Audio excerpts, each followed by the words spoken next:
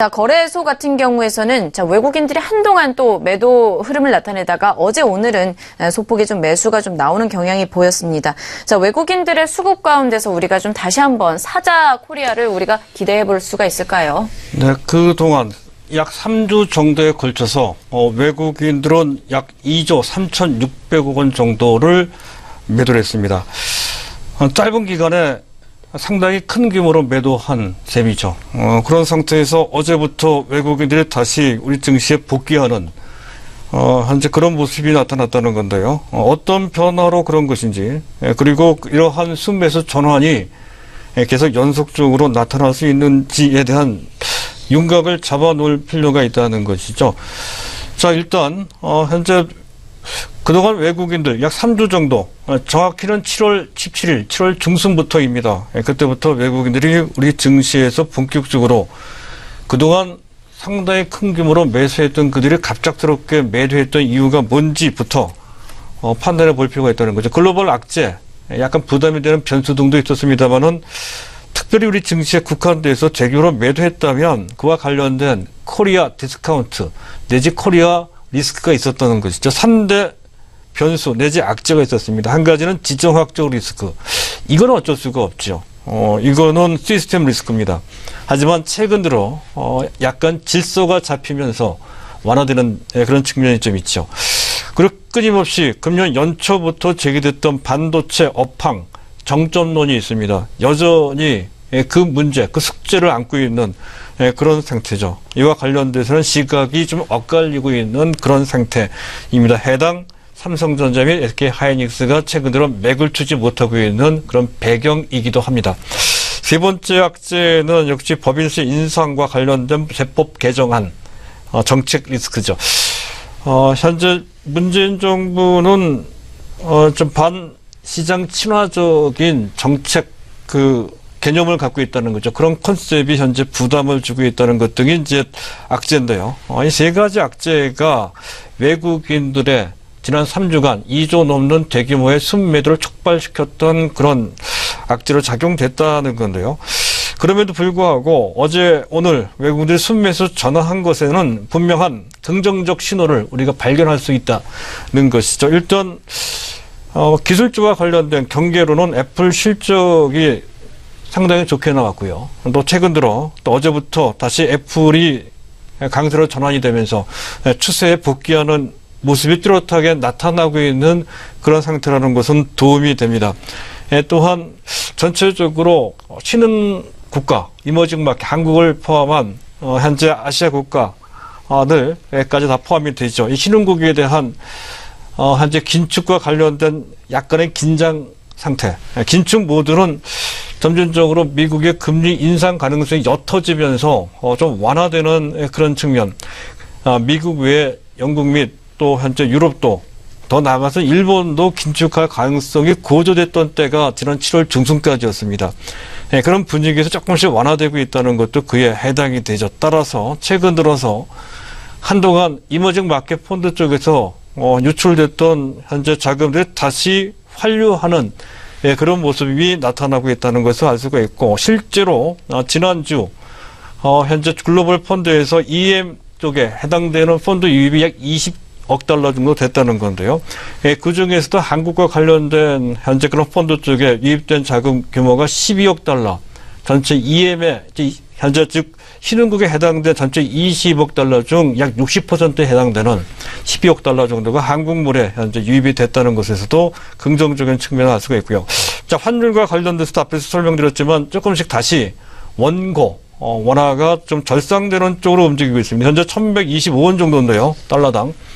지금 현재 흐름으로 봤을 때 1110원 내지 더 진행된다라고 했을 때 1080원 정도까지 보는 시각이 있습니다. 거기까지 진행된다면 이 상태에서도 적어도 2% 내지 많게는 5% 가깝게 환차익을 얻을 수 있는 기회가 외국인 입장에서는 얻어질 수가 있습니다. 그런 측면도 좀 있고요. 또 법인세와 관련된 문제는 사실 최근 삼성전자나 SK하이닉스 등 주요 종목들, 시가총액 상위 종목들이 먼저 조정을 받아서 그 부분은 어느 정도 선 반영된 측면이 분명히 있다는 것이죠. 또 최근 들어 7월 달까지의 반도체 D램의 가격이 계속 고공행진한 그런 흐름이 꺾인다는 우려에도 불구하고 전혀 꺾이지 않고 있죠. 오히려 더 올라가고 있는 모습입니다. 지난달 대비로 약 5.2% 추가 상승을 했고요. 작년 동기 대비로는 거의 2배입니다. 작년 12월 달 대비로도 67%를 상승을 하고 있다는 것이고요. 전체적으로 흐름으로 봤을 때 수급, 공급과 수요 측면을 봤을 때 현재 이러한 고공행진 반도체 강세는 쉽게 꺾이지 않을 것이라는 것이죠. 그런 관점에서 본다면 외국인들이 충분히 기환할 수 있는 그런 바탕이 형성되어 있는 데다가 최근 들어 현재 지금 선물과 현재 코스피 200과 현재 선물 지수와의 차이를 베이시스라고 합니다. 선물 지수에서 코스피 200 지수를 뺀 지수죠. 현재 한때 0.7, 0.8 정도까지 갔다가 0.3 정도로 약간 낮춰진 상태입니다.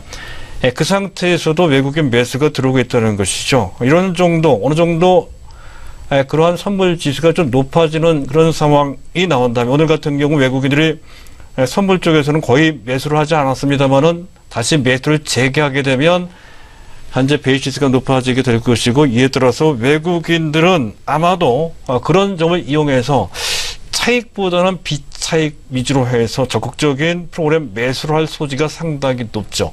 그런 상황까지 전개된다면 생각보다 빠르고 또 경우에 따라 생각보다 큰 규모로 우리 증시에 복귀하고 또 그럼에 따라서 지수가 탄력, 여기서 얘기하는 지수는 코스피 지수입니다. 코스피 지수가 탄력적으로 올라갈 가능성이 있다는 것인데요.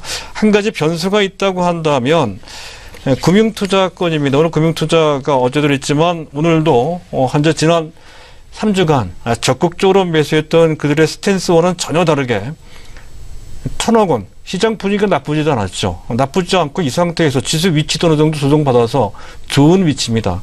그럼에도 불구하고 금융투자권에서 1,000억 원 넘게 이제 매도를 했습니다. 특별히 해당 섹터, 금융투자가 전에 매수했던 IT나 또는 현재 철강이나 은행 쪽이 되겠습니다. 이들과 관련된 악재가 있었던 것도 아닙니다. 그럼에도 불구하고 다소 기계적인 1,000억 원 정도는 매도를 했다는 것으로 그런 점, 즉 그와 관련된 변수를 우리가 예측해 볼 수 있다는 건데 지난 3주 동안 금융투자, 증권사입니다. 증권사가 매수한 규모는 외국인 매도를 훨씬 압도하는 3천억 가깝게 매수를 했다는 건데요. 대부분 자기 자본 거래 약 현재 지금 그 규모가 상당히 커졌습니다. 전체 시장 사이즈가 커짐에 따라서 그 자기 자본 운영자금 규모가 현재 10조 원 내지 20조 원 된다 할 정도로까지 커졌다는 건데요.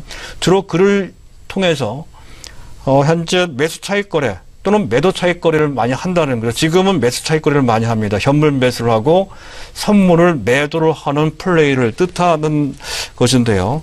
지난 3주 동안 그들이 매수했던 약 3조 3천억 원의 대부분은 이러한 선물과 연계되어 있는 매수 차익 거래일 가능성이 상당히 크다는 것이죠. 그만큼 상황에 따라서 현재 시장 베이시스라든가 기타 등등 여러 가지 상황에 따라서 얼마든지 그들이 매수했던 매물들이 단기 매물화 될 소지가 있고 그것은 전체 시장의 흐름에 찬물을 끼얹을 수 있는 변수로 작동될 수 있다는 건데요. 참고로 그들이 지난 3주 동안 집중적으로 매수했던 대상 업종을 보면 IT를 가장 많이 매수했습니다. IT를 1조 넘게, 금융 쪽은 4,600억 원, 운수장비는 현대차 등의 그런 쪽입니다. 3,500억 원, 정제 석유화학 쪽은 3,300억 원, 그리고 통신주들을 또 매수를 많이 했습니다. 1,500억 원 정도를 매수했다는 건데요. 그래도 그 점에 대해서 너무 크게 또 의식할 필요는 없을 것 같습니다. 일단 그 전보다도 근본적으로 많이 바뀐 것은 그들의 단타 위주로 했던 작년까지 행태와는 다르게 금년 그 어느 때부터 아마 작년 연말부터인 것 같습니다. 그런 현재 차익 거래라 하더라도 그 보유 기간이 상당히 장기화됐다는 거죠. 그전에 3개월 넘기지 않았다는 건데 지금은 3개월 넘어 12개월 이상으로까지도 장기 보유하는 경향이 엿보인다는 거고요. 또 앞서 말씀드렸던 것처럼 자기 자본 거래 규모가 워낙 큽니다. 시장에 미치는 전반적인 영향이 수급이 안정적일 수 있다는 것을 뜻하는 거죠. 그런 측면에서 봤을 때 현재 금융투자 쪽이 약간 변수는 된다 하더라도 그것이 시장의 전반적인 현재 대세 또는 한 추세를 흐트릴 훼손시킬 정도의 큰 변수는 아니다 하는 정도까지만 보시면 될 것 같습니다.